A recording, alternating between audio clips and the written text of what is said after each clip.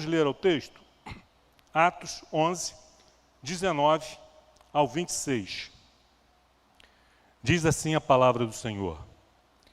Então, os que foram dispersos por causa da tribulação que sobreveio a Estevão, se espalharam até a Fenícia, Chipre e Antioquia, não anunciando a ninguém a palavra, senão somente aos judeus. Alguns deles, porém, que eram de Chipre e de Cirene, e que foram até Antioquia, falavam também aos gregos, anunciando-lhes o evangelho do Senhor Jesus. A mão do Senhor estava com eles, e muitos, crendo, se converteram ao Senhor. A notícia a respeito deles chegou aos ouvidos da igreja que estava em Jerusalém, e enviaram Barnabé até Antioquia. Tendo ele chegado e vendo a graça de Deus, alegrou-se e exortava a todos a que, com firmeza de coração, permanecessem no Senhor. Porque era homem bom, cheio do Espírito Santo e de fé, e muita gente se uniu ao Senhor. Glória a Deus. E partiu Barnabé para Tarso, à procura de Saulo. Tendo-o encontrado, levou-o para Antioquia, e por todo um ano se reuniram naquela igreja e ensinaram numerosa multidão. Em Antioquia foram os discípulos pela primeira vez chamados cristãos. Amém? Vamos orar? Senhor nosso Deus e Pai,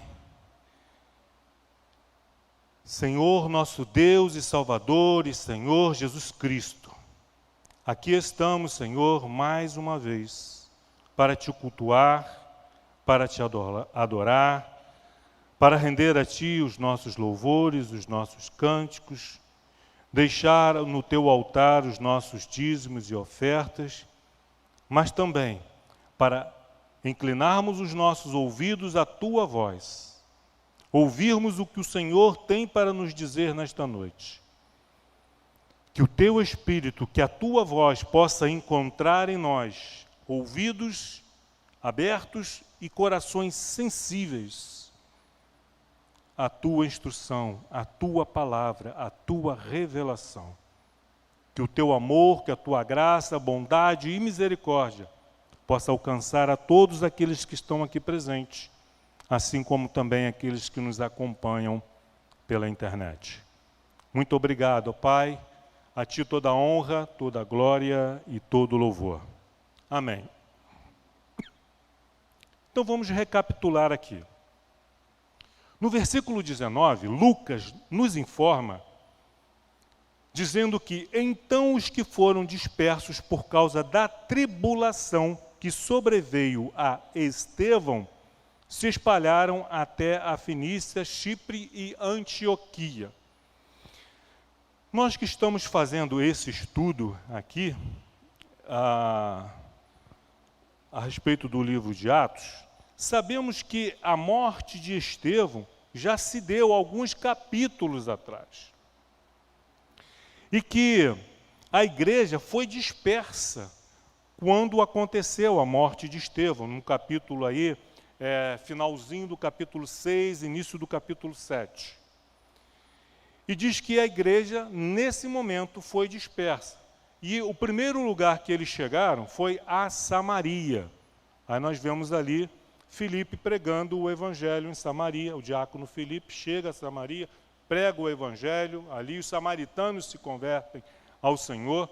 A igreja, os apóstolos que estão em Jerusalém, sabendo disso, enviam Pedro e João até Samaria, onde eles oram ali por aqueles novos irmãos. Filipe arrebatado por Deus e é colocado num caminho onde então o evangelho é pregado a um etíope, ministro da rainha de Candace, da Etiópia, onde ele também se converte ao Senhor Jesus Cristo, é batizado. E a igreja está se desenrolando, está acontecendo as coisas em Jerusalém, em Samaria. Mas nesse mesmo tempo, nesse interim, um grupo de irmãos que fugiram por causa, que estão aqui no capítulo 7, que fugiram por causa da morte de Estevão e da perseguição que começa em Jerusalém, tendo Saulo de Tarso como o cabeça dessa perseguição, eles também sobem até as terras gregas. Judeus que eram de origem, que haviam nascido e crescido em terras gregas. E que por ocasião da festa de Pentecostes foram até Jerusalém, como era costume dos judeus, e eles se convertem ali em Atos capítulo 2, e aí permanecem em Jerusalém, até que no capítulo 7 sobrevém a perseguição e eles fogem, né? Fogem dessa perseguição para salvar as suas vidas.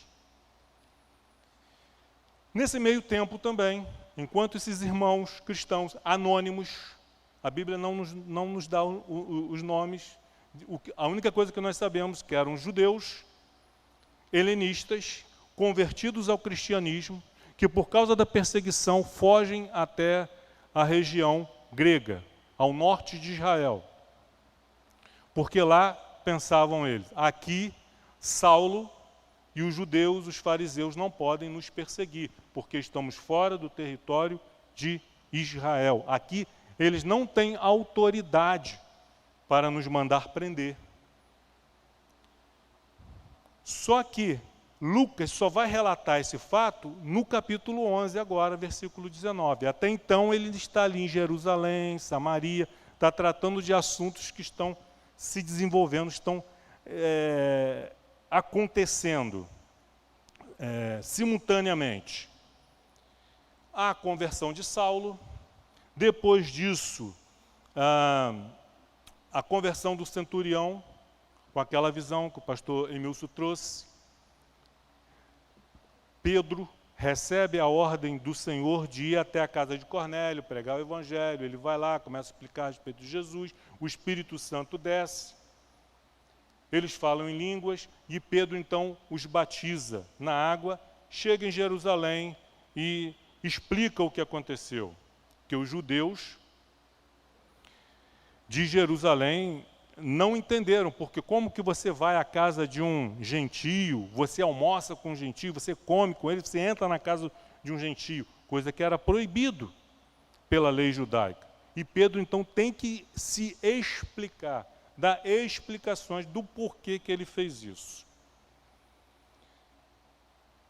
Terminada a explicação, a defesa de Pedro no capítulo 11, versículo 18, que diz assim: e ouvindo eles estas coisas, apaziguaram-se e glorificaram a Deus, dizendo: logo também aos gentios foi por Deus concedido o arrependimento para a vida. Só que foi preciso passar 10 anos da ascensão de Jesus, da sua morte, da sua ressurreição, da sua ascensão, 10 anos, para que eles compreendessem isso, para que eles entendessem isso. E não foi por falta de instrução. Não foi porque Jesus não ensinou, instruiu. Não foi porque Jesus não orientou. É porque nós somos lentos para entender, para compreender e fazer com que as barreiras culturais, o conhecimento que nós recebemos, seja desfeito pela palavra de Deus. Então temos essa dificuldade. Vejam a necessidade de Deus ir agindo para que a igreja pudesse ir compreendendo lentamente. Primeira morte de Estevão, eles vão para Samaria, os samaritanos recebem a palavra, eles ficam surpresos. Depois há um romano Cornélio. E eles ficam surpresos. E agora chega aos... e eles ficam surpresos. E agora vai chegar aos gregos. Necessário 10 anos. Por que essa dificuldade? E aí quando nós olhamos, nós pensamos assim, queremos julgar, né? Poxa, que gente com entendimento lento, mas somos nós.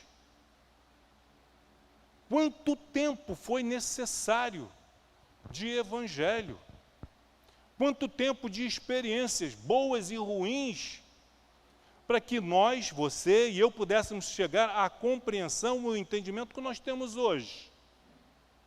É porque nós nos esquecemos.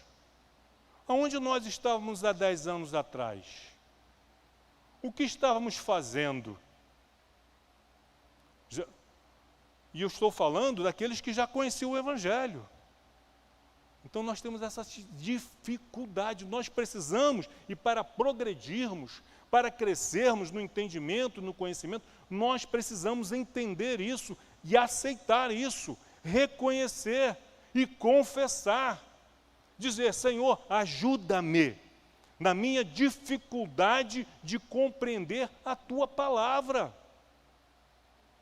Porque se os apóstolos, homens que conviveram com Jesus 3 anos e meio, praticamente 24 horas por dia, passando por experiências maravilhosas, vendo milagres, mortos sendo ressuscitados, leprosos purificados, vendo multiplicação de pães, cegos recuperando a visão, paralíticos andando, Jesus ensinando a eles de maneira teórica e prática, trazendo parábolas, explicando no particular essas parábolas. Estamos falando de pessoas que, pela palavra de Deus, em Atos 2, receberam o Espírito Santo e eram cheios do Espírito Santo.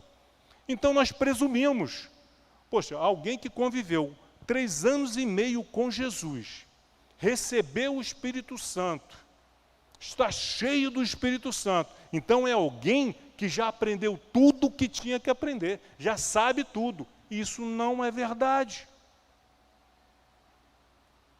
Nós podemos ter 10 anos, 20 anos, 30 anos de evangelho. É claro que, por obrigação, por dever moral, temos que ter mais conhecimento do que aqueles que estão chegando agora. Mas nós não sabemos tudo. Nós não sabemos. Nós vamos passar a eternidade, queridos, num corpo, não nesse corpo limitado, não com essa mente pequena, mas num corpo transformado, com uma mente sem limitações. Nós vamos passar a eternidade conhecendo a Deus. Nós vamos chegar nos céus, e glória a Deus por isso, graças ao nosso Senhor Jesus Cristo, pelo sacrifício que Ele fez por nós, pela remissão dos nossos pecados, e depois de um bom tempo na eternidade não tem contagem de tempo, não existe dias, semanas, meses e anos, existe apenas a eternidade. E nós vamos passar a eternidade conhecendo a Deus. A eternidade não vai ser suficiente para nós conhecermos e compreendermos a Deus. Vamos passar a eternidade maravilhados com o conhecimento que estaremos recebendo da parte de Deus. Então, todo o conhecimento que nós temos aqui, vamos imaginar o ser humano, seja homem ou mulher, que tenha o maior conhecimento das Sagradas Escrituras, que tenha o maior conhecimento a respeito de Deus, ainda assim, é uma criança engatinhando no que diz respeito à matéria Deus. Tendo dito isto, vamos voltar agora ao texto. Versículo 19. Então, os que foram dispersos por causa da tribulação, que aconteceu lá no capítulo 7, estamos no capítulo 11, que sobreveio a Estevão, se espalharam. Então, um grupo foi para Samaria. Agora tem um grupo que foi até a Fenícia, Chipre e Antioquia. Só que esse primeiro grupo, o que diz aqui o texto? Não anunciando a ninguém a palavra, senão somente aos judeus. Mesmo, vejam bem, mesmo em território estrangeiro, em território gregos, eles se restringiam, eles se limitavam a pregar o evangelho somente para judeus. Por quê? Falta de entendimento, de compreensão. Porque até então eles não estão sabendo o que está acontecendo em Samaria. Eles não sabem nada a respeito do eunuco da Etiópia, não sabem nada a respeito da experiência de Pedro com Cornélio, o centurião romano, não sabem. Então eles fogem, e ainda com essa mentalidade de que o evangelho é somente para os judeus. Por isso que eles anunciam a palavra a ninguém, senão somente aos judeus. Porém, versículo 20, alguns deles, porém, que eram já daquela região, Chipre e de Cirene, e que foram até Antioquia, falavam também aos gregos. Então, esses que eram judeus convertidos ao cristianismo, mas que haviam nascido nessa região, e aí, Letícia, prepara, por favor, um mapazinho, por favor, que já eram dessa região, eles começam a anunciar o evangelho também aos gregos, anunciando-lhes o evangelho do Senhor Jesus. Aos judeus era anunciado o evangelho de Jesus Cristo, Cristo, o ungido, o Messias. Aos gregos é do Senhor Jesus. E esse é o evangelho que precisa ser pregado. É o evangelho do Senhor. Porque para Jesus ser o nosso Salvador, antes ele tem que ser o nosso Senhor. Anote isso aqui. Quem quiser ter Jesus como Salvador, é necessário que tenha antes ele como Senhor. Mas hoje, infelizmente, é pregado o evangelho da salvação,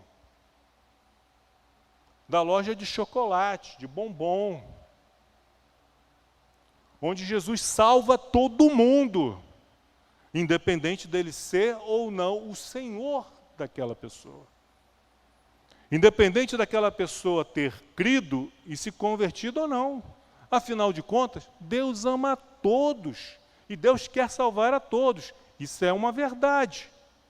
Deus ama a todos, quer salvar a todos, mas ele só será salvador daquele que o receber como Senhor. Então nós temos que pregar o evangelho do Senhor Jesus.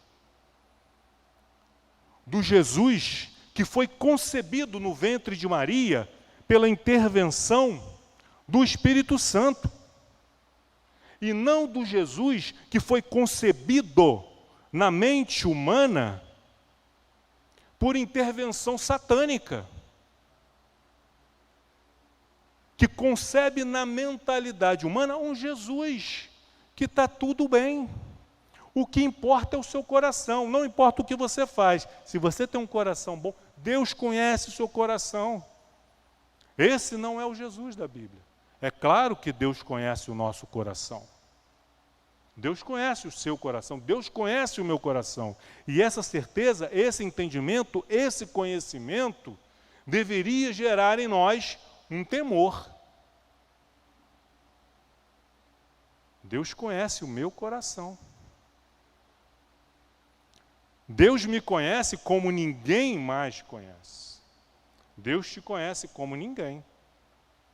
Não adianta chegar aqui na igreja com carinha de santo, de bom moço, de boa menina, porque Deus conhece o nosso coração. A questão é, nós conhecemos? Será que eu conheço o meu coração? Será que quando eu leio as Escrituras e Deus falando a respeito da maldade, do pecado na natureza humana, da natureza pecaminosa, eu me vejo ali? Ou me faço de marciano? Porque quando a palavra de Deus fala a respeito do pecado da natureza humana, que já vem da concepção que nós herdamos dos nossos pais, dos nossos avós, será que nós entendemos que é de nós também que a Bíblia está falando? Que todos pecaram e todos necessitam do perdão de Deus? Será que nós entendemos que nós fazemos parte desse todo? Isso faz com que sejamos mais humildes, menos orgulhosos, menos vaidosos, que a ficha caia e a gente compreenda que nós precisamos de Deus, que sem Deus nós estamos perdidos. E ai de nós se não fosse Deus, ai de nós se não fosse o sacrifício de Jesus, ai de nós se não fosse a atuação do Espírito Santo em nossas vidas. Então eles chegam até Antioquia. Aqui eu peguei um pedacinho do mapa. Jerusalém está aqui embaixo. Antioquia lá em cima. Chipre é aquela ilha ali. Barnabé era natural de Chipre, ilha grega. Ele era descendente de judeus, mas que havia sido nascido e criado, cresceu em Chipre. E por ocasião da festa de Pentecostes, ele foi até Jerusalém. E lá ele conheceu Jesus, teve um encontro com Jesus, por intermédio da pregação de Pedro. E ele permaneceu em Jerusalém, ele não voltou para a sua terra, ele ficou lá. Assim como muitos outros permaneceram. 10 anos depois, com a morte de Estevão e a perseguição, muitos fugiram. Ele permaneceu em Jerusalém. Ele foi um dos poucos que permaneceram em Jerusalém. De um dia para o outro, a igreja de Jerusalém, que era numerosa, havia milhares de membros, ficou com algumas poucas centenas. E se espalharam. Então, um grupo foi para Chipre, outro foi para Antioquia, foram para aquela região ali. Antioquia da Síria, essa aqui de baixo. Tinha outra Antioquia da Psídia lá, mas está se referindo à Antioquia da Síria. Antioquia era a terceira maior cidade do Império Romano. Só perdia para a capital, Roma, e para Alexandria. Então era a terceira, tinha 500 mil habitantes, mais ou menos na época. Então era uma cidade grande, uma metrópole na época. E como toda cidade grega, era politeísta. Cultuava vários deuses do panteão grego. Era uma cidade onde tinha uma promiscuidade, prostituição, jogo, todo tipo de coisa ruim que em Israel não tinha, abertamente. Não que os judeus fossem melhor que os gregos, mas nesse sentido, no sentido cultural, não era uma coisa assim tão aberta, possamos assim dizer. Então, esses irmãos anônimos, pregadores com o conhecimento que eles adquiriram ao longo desses 10 anos ali convivendo com os apóstolos, eram pregadores leigos. Não havia nenhum apóstolo no meio com eles. Não havia pastores no meio deles. Eram apenas cristãos que, para salvar as suas vidas, retornaram às suas cidades de origem. Chipre, Cirene, e foram até Antioquia e falavam também aos gregos, anunciando-lhes o evangelho do Senhor Jesus. Versículo 21. A mão do Senhor estava com eles, e muitos, crendo, se converteram ao Senhor.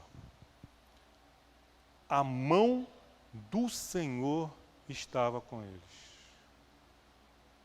A mão do Senhor está conosco? Particularmente falando, a mão do Senhor é contigo?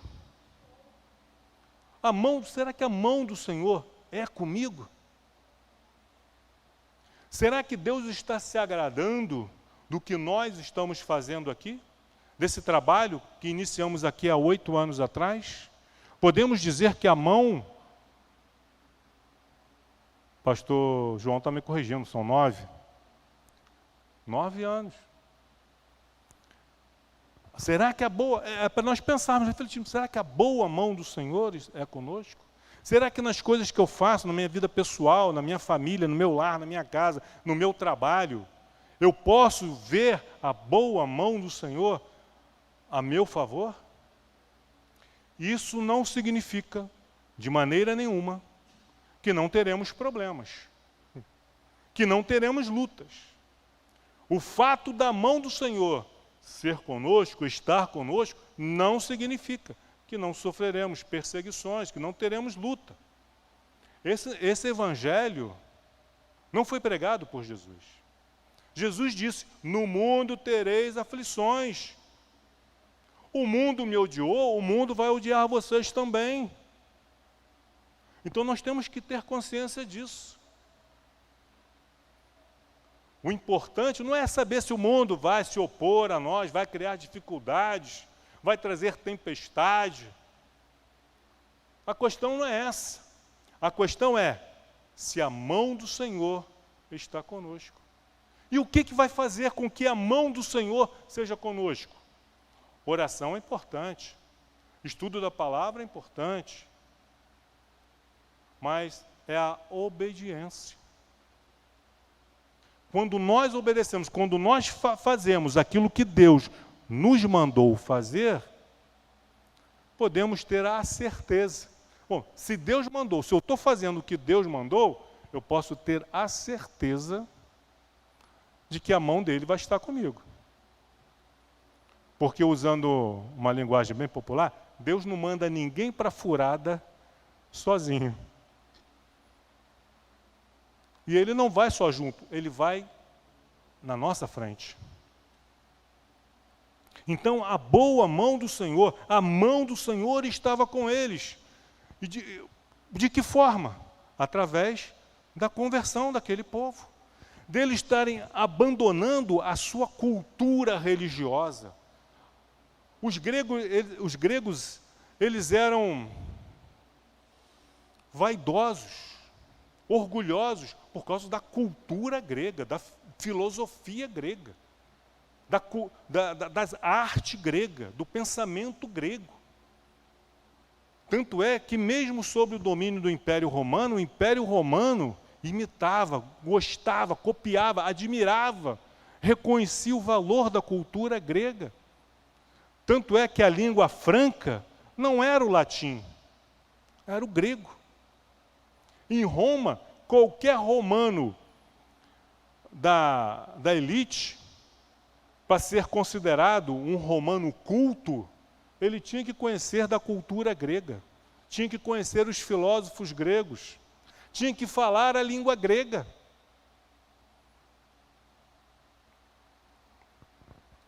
Então os gregos, eles tinham esse orgulho, e agora chegam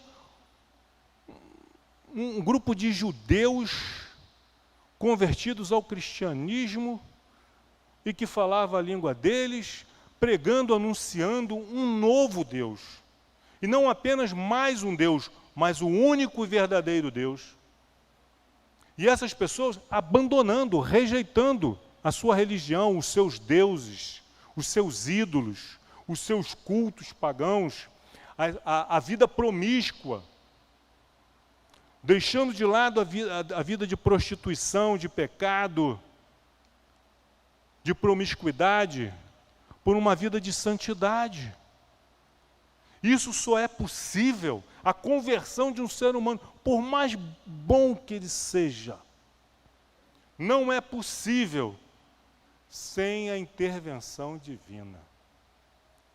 A conversão de qualquer ser humano, por melhor que ele seja, para que possa acontecer, é necessário um milagre. não é obra da intelectualidade, não é obra de um ser humano super capacitado, não. Mas de pescadores, de publicanos, de meretrizes, convertidos ao Senhor Jesus Cristo, de pregadores anônimos que creem no Senhor. E é o Espírito Santo que age, é o Espírito Santo que convence, é o Espírito Santo que converte. Não é o português, nem o grego, nem o latim de quem quer que seja. Mas é o Espírito Santo. A mão do Senhor estava com eles.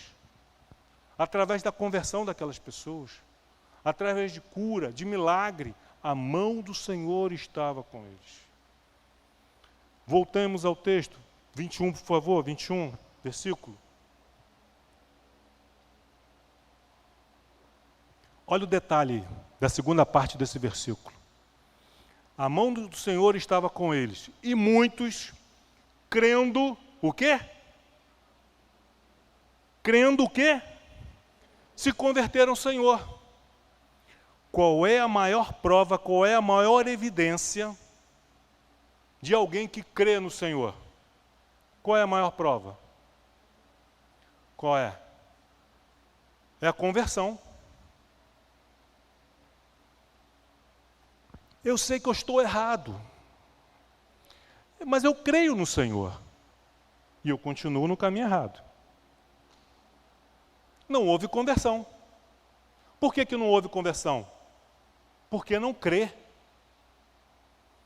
Eu creio que eu estou errado, sabe? Que eu tenho que abandonar esse caminho, mas o importante é que Deus conhece o meu coração, e Deus é comigo, e a pessoa vai nesse auto-engano, permanece no caminho do erro, confessando que está errado. Eu creio em Jesus. Até de vez em quando vem na igreja. De repente é alguém que vem na igreja até todo domingo. De repente é alguém que até já se batizou. Talvez seja até um dizimista. Mas lá fora, continua no caminho errado. E vai se auto-enganando. Não, eu creio em Jesus. E canta louvores, ouve louvores. Mas não houve conversão. Não houve por quê? Porque não creram. Porque muitos, crendo, se converteram. Então aquelas pessoas, quando elas entenderam que estavam no caminho errado, o que elas fizeram? Se converteram, voltaram, retornaram. Buscaram o caminho certo. Não é isso? Quando nós estamos indo por um caminho e a gente descobre que está errado, a gente procura um retorno para voltar para o caminho certo. Assim é na nossa vida. Então e agora eu creio em Jesus, tem que haver conversão, tem que haver mudança de vida, porque se não tem, é porque não crê. É claro que para uns, interessante isso, para uns essa conversão é instantânea, a pessoa abandona tudo ali na hora.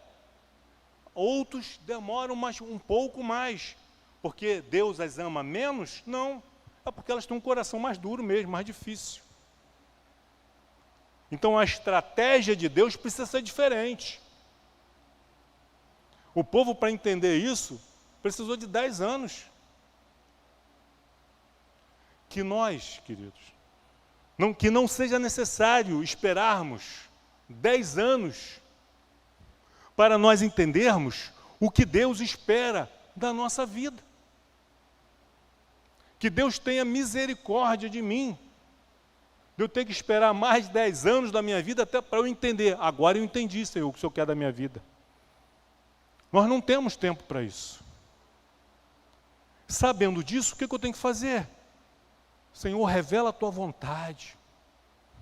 Cumpra em mim a Tua vontade. Me mostra, Senhor. E me dê forças para obedecer. Eu sei, Senhor, o que eu preciso fazer, mas eu não consigo. Ajuda-me. E pede ajuda também aos pastores. Olha, eu tenho dificuldade nessa área, eu tenho lutado contra esse determinado pecado, e eu não tenho conseguido. Pedir ajuda não é vergonha, é sinal de sabedoria. E nós vamos ver aqui essa sabedoria. Então a mão do Senhor estava com eles, e muitos, crendo, se converteram ao Senhor. Glória a Deus. Louvado seja o Senhor. E essa boa notícia, versículo 22, a notícia a respeito deles chegou aos ouvidos da igreja que estava em Jerusalém. De Jerusalém para Antioquia são 425 quilômetros. É quase que daqui a São Paulo. Então o pessoal fugiu para Antioquia. E pensaram, aqui Paulo não nos alcança. Só que nesse meio tempo, Paulo se converteu e eles nem estão sabendo disso.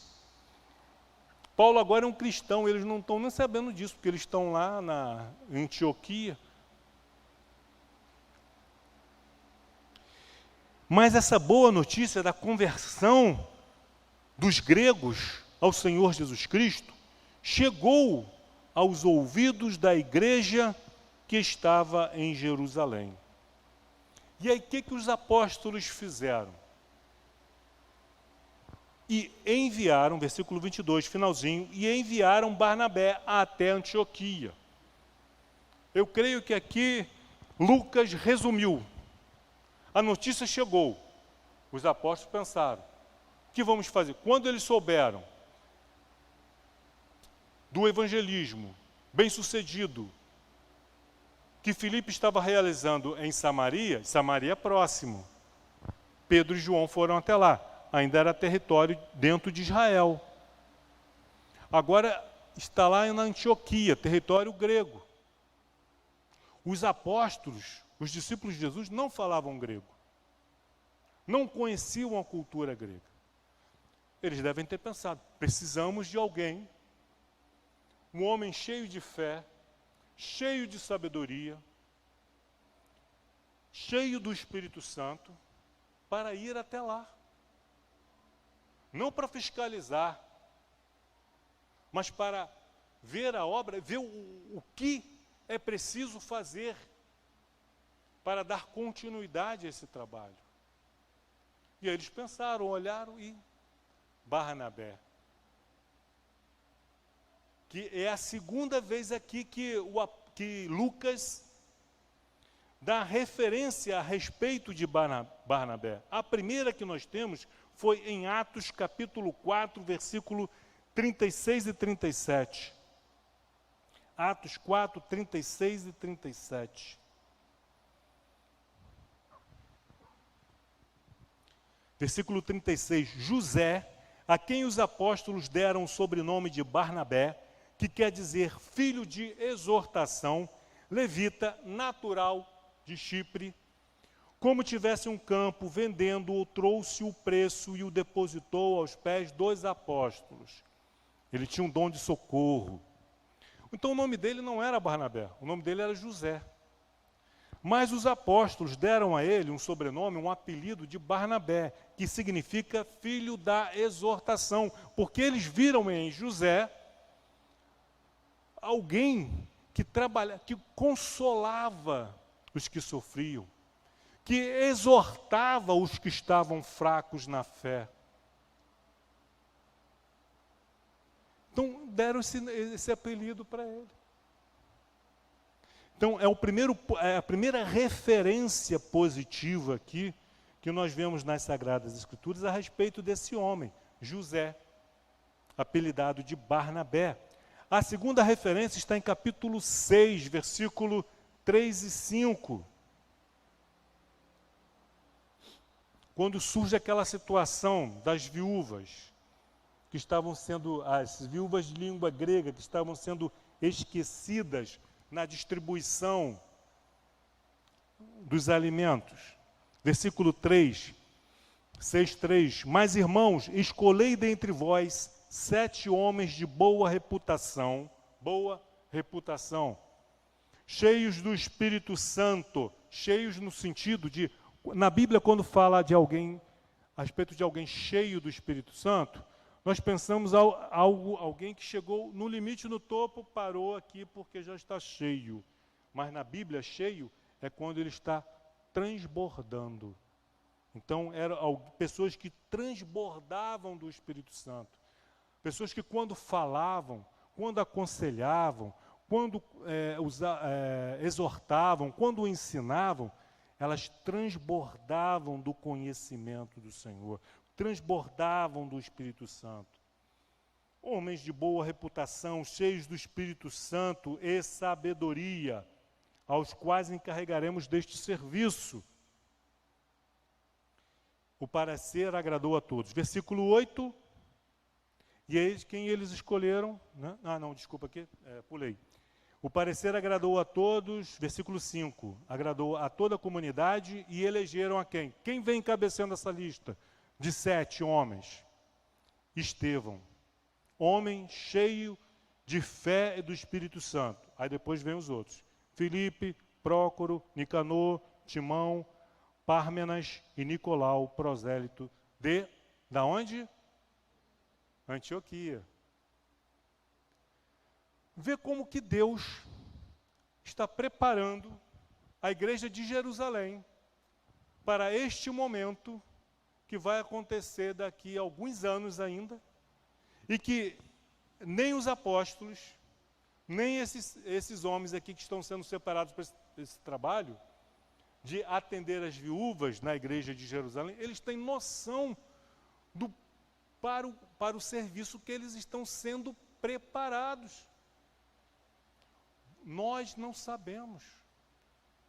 Não sabemos. Essa escola, a escola do Espírito Santo que nós estamos matriculando, tudo que nós estamos aprendendo, tudo que está acontecendo na nossa vida, de bom e de ruim, tudo que nos faz crescer, amadurecer, progredir na fé, nos tornar mais firmes, mais fortes, é Deus nos preparando para algo que virá à frente. Os nossos filhos estão lá no departamento infantil sendo preparados. Qual o pai e a mãe nós podemos imaginar, sonhar, orar, pedir a Deus para que os nossos filhos sejam homens e mulheres de Deus e que realizem grandes coisas. Mas nós não temos condições de conceber e entender quais são os planos de Deus para a vida dos nossos filhos, dos nossos netos. O máximo que nós podemos fazer é ensiná-los, orientá-los, orar, entregá-los na mão do Senhor. Dizer, Senhor, abençoa, Senhor, seja feito, que sejam vasos de honra, sejam vasos para a glória do Teu nome, para o Teu louvor. E Barnabé estava sendo preparado para esse momento. E ele foi agora separado pelos apóstolos. Os apóstolos chamam Barnabé e dizem, Barnabé, nós vamos te enviar para Antioquia. Você será pastor deles lá, nós vamos te enviar para essa região. Primeiro porque você é um homem cheio de fé, de sabedoria e cheio do Espírito Santo. Atendeu os requisitos espirituais. E além disso, Barnabé, você é da região, você é natural de Chipre, você fala o grego, você conhece aquela cultura. Vê como que Deus prepara as coisas. Nem os apóstolos, nem Barnabé poderiam conceber e planejar isso. Não, eu vou permanecer aqui em Jerusalém porque por 10 anos me preparando para um dia ir lá para Antioquia pregar. Não, isso não passava pela mente dele. Ele não planejou isso, mas Deus sim. E enviaram Barnabé até Antioquia.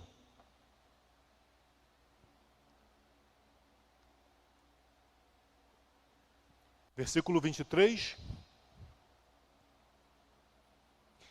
Tendo ele chegado e vendo a graça de Deus, alegrou-se e exortava a todos a que com firmeza de coração permanecessem no Senhor, porque era homem bom, cheio do Espírito Santo e de fé, e muita gente se uniu ao Senhor.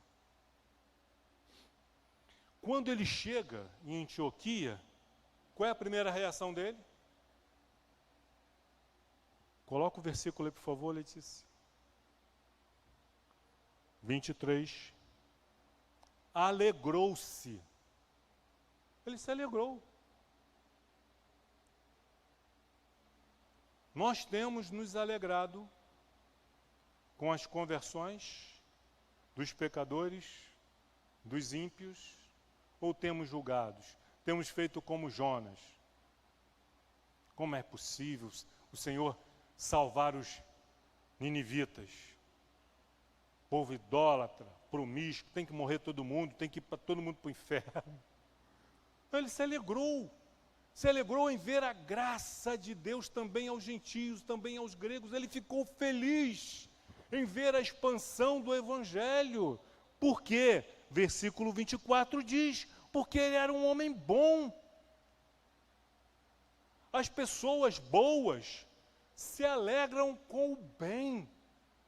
As pessoas boas, elas ficam felizes quando veem o seu maior inimigo se convertendo ao Senhor Jesus Cristo e sendo salvo pela mesma graça, pela mesma misericórdia que o alcançou. Eles não ficam desejando o mal dos seus inimigos, mas oram, fazem como Jesus nos orientou. Oram pelos seus inimigos, para o bem deles. Então era homem bom, ele se alegrou. E o que mais ele fez? Ficou feliz, oh glória a Deus, aleluia, pronto, acabou. E voltou para Jerusalém para contar as boas novas? Não, ele ficou lá e fez o quê? Exortava a todos, a que com firmeza de coração permanecessem no Senhor. Muitos de nós, alguns, quando você é um dos últimos a se converter ao Evangelho na sua família, quando você se converte, o que acontece? Todo mundo já é cristão. Todo mundo já está no caminho do Senhor, menos você. Quando você se converte, o que acontece? Tem festa. Papai, mamãe, os irmãos, a esposa, o marido, todo mundo fica alegre, fica feliz. Agora, quando você é um dos primeiros, na tua família não tem um cristão sequer, e você é o primeiro a se converter, o que acontece? Eles vão ficar felizes? Não. O diabo vai se voltar contra vocês. Por isso Jesus disse, olha, vocês pensam que eu vim trazer paz? Não, eu vim trazer espada. Porque o inimigo do homem será o da sua própria casa. Marido vai se levantar contra a mulher, pai contra filho, sogra contra a nora. Por quê? Por causa do Evangelho. E não é assim hoje ainda em muitos lugares. Quando um muçulmano se converte a Cristo, o que acontece? A sua família muçulmana? O deserto passa a odiar aquele membro da família. Ele é rejeitado. Ele é perseguido pela sociedade, ele é preso.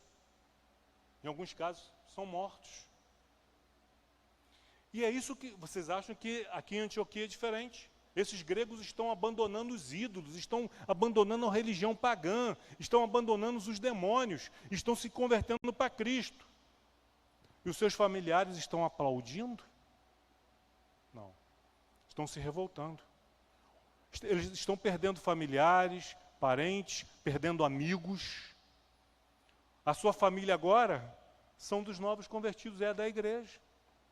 É onde eles podem encontrar conforto, consolo. Por isso que Barnabé os está exortando, fortalecendo, permaneçam firmes. Ah, mas não tá fácil, Barnabé. Meu marido falou que se eu continuar nesse caminho de Cristo, ele vai me abandonar. Minha esposa já falou que se eu não voltar para os ídolos, se eu não voltar para a nossa antiga religião, ela vai me deixar. Meus pais estão me rejeitando. vão me botar para fora de casa. E Barnabé os exortava para que com firmeza de coração permanecessem no Senhor. Sejam firmes. Vocês estão passando por lutas, mas permaneçam, vale a pena. Não se prendam ao presente, mas contemplem o futuro. O prêmio que está destinado a todos aqueles que creem. E exortava, e falava, e ensinava. Era um homem cheio do Espírito Santo. Versículo 24, porque era homem bom, cheio do Espírito Santo e de fé. E com isso, muita gente se uniu ao Senhor. As pessoas se convertendo, o número de pessoas se convertendo ao Senhor foi aumentando. E um homem bom, cheio do Espírito Santo e de fé, ele também é uma pessoa humilde. E aí Barnabé percebeu que era um trabalho grande demais para ele sozinho. E ele falou, eu preciso de ajuda. E quem é que não precisa de ajuda? Eu tenho que comer muito feijão com arroz para chegar a ser perto de um Barnabé. Será que eu não preciso de ajuda? Será que vocês não precisam de ajuda? Barnabé precisou. Ele viu que é um trabalho grande demais, lindo demais, e eu sozinho não posso. Se eu insistir nisso, muitas pessoas vão se perder. E a culpa vai ser minha. Porque eu fui egoísta, eu fui orgulhoso, eu fui vaidoso, eu não reconheci que eu precisava de ajuda, que essas pessoas, eu não posso atender a todos, eu preciso de ajuda. E aí Barnabé lembrou de Saulo, a quem ele, há 8 anos atrás, quando Saulo se converteu, esteve em Jerusalém e não foi recebido pelos apóstolos, Barnabé foi até Saulo, pegou Saulo, levou Saulo até a presença dos apóstolos, intercedeu por Saulo. E Saulo se tornou um pregador. Os judeus foram matar Paulo. E Barnabé foi um dos que ajudou Paulo a fugir. Embarcaram ele, colocaram ele num navio para que ele fugisse. Aí Barnabé agora, eu preciso de Paulo. Aí o que ele faz? Partiu Barnabé para Tarso, terra natal de Saulo, à procura dele. Paulo é um homem, um profundo conhecedor das Sagradas Escrituras, fala grego, é um homem culto, crente no Senhor Jesus Cristo, deu testemunho disso, é a pessoa ideal para me ajudar nesse trabalho. Ele deixou os irmãos na Antioquia e foi para Tarso, atrás de Paulo. Uma viagem de 236 quilômetros. Ele foi. Chegou em Tarso, procurou por Paulo, não sabemos por quanto tempo, encontrou Paulo e agora ele tem que convencer Paulo a sair de Tarso para ir para Antioquia. E aí ele encontra Paulo e conta as novidades. Paulo, você tem que ir comigo para Antioquia. Aquele povo, a mão do Senhor ali é uma maravilha, as pessoas estão se convertendo, e eu preciso de você lá, Paulo, para me ajudar. E Paulo vai. Partiu Barnabé para Tarso à procura de Saulo. Versículo 26. Tendo-o encontrado, levou-o para Antioquia. E por todo um ano se reuniram naquela igreja e ensinaram numerosa multidão. 2 pontos que eu quero destacar aqui rapidamente nesse versículo 26. Ele encontra Saulo, convence ele, o leva até Antioquia.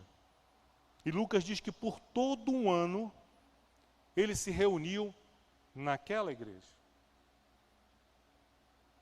Aonde que a igreja se reunia? Não havia templo, era na casa de alguém, era numa praça, era debaixo de alguma árvore, no ao redor lá de Antioquia, da cidade de Antioquia, não sabemos.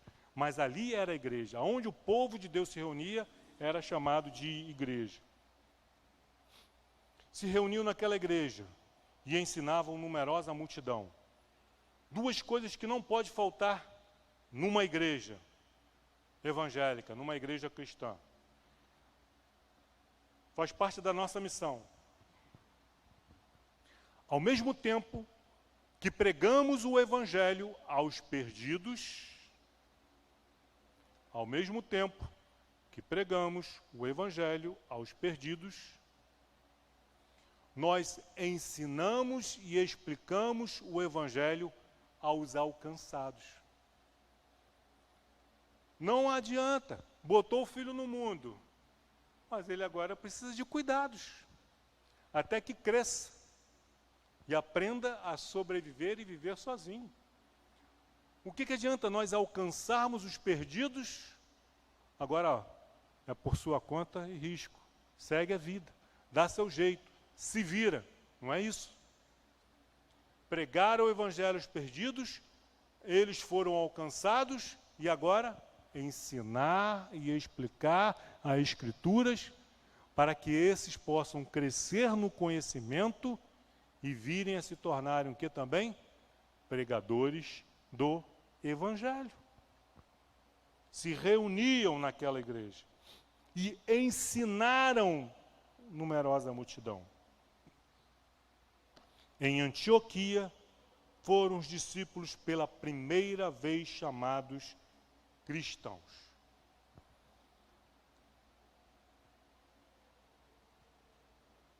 Aí nós lemos isso aqui e falamos assim, poxa, que coisa linda, né? O cristão, o nome cristão. Só que, na origem, era um nome pejorativo. Quem são aqueles ali? Um bando de cristãos. Era uma ralé. A elite era da religião grega. E aquele grupo ali, eles não são...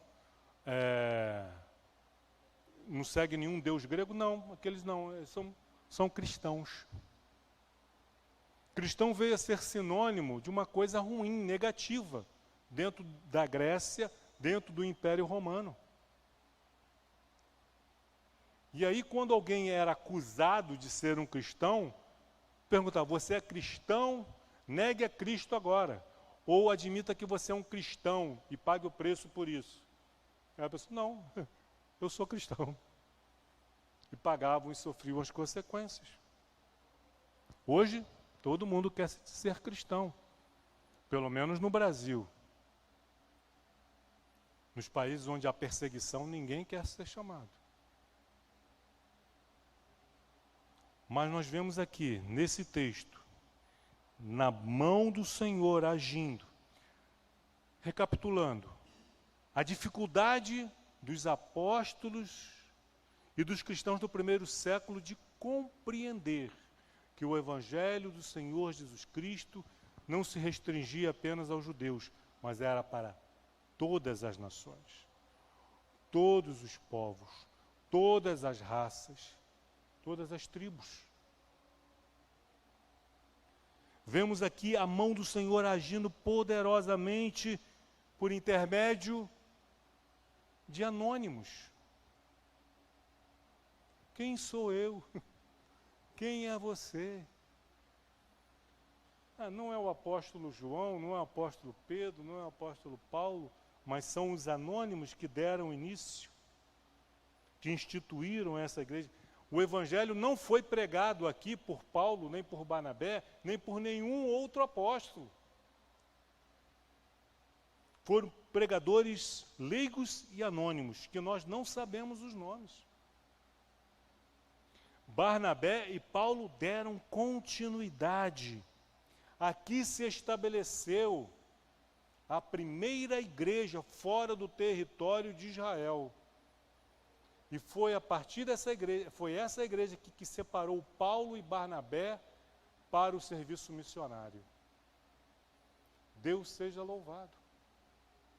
Que a minha oração, a nossa oração é que tenhamos aqui, em nosso meio, pregadores leigos e anônimos, mas que também tenhamos Barnabés e Saulos